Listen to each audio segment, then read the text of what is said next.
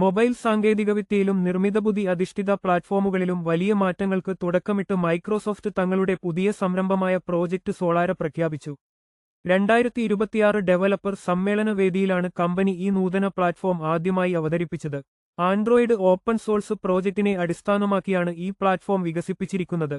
ഇത് കേവലം ഒരു ഓപ്പറേറ്റിംഗ് സിസ്റ്റമല്ല, മറിച്ച് ആപ്പുകളെ ആശ്രയിക്കാതെ നിർമ്മിതബുദ്ധിക്ക് മുൻഗണന നൽകുന്ന ഒരു വിപ്ലവകരമായ പ്ലാറ്റ്ഫോമാണ്. നിലവിൽ വാണിജ്യ ആവശ്യങ്ങൾക്കും ബിസിനസ് മേഖലയ്ക്കും മുൻഗണന നൽകിയാണ് മൈക്രോസോഫ്റ്റ് ഇത് വികസിപ്പിക്കുന്നത്. ഇതിന്റെ ഭാഗമായി അവതരിപ്പിച്ച ID ബാഡ്ജ് പ്രോട്ടോടൈപ്പ് ഏറെ ശ്രദ്ധ നേടി.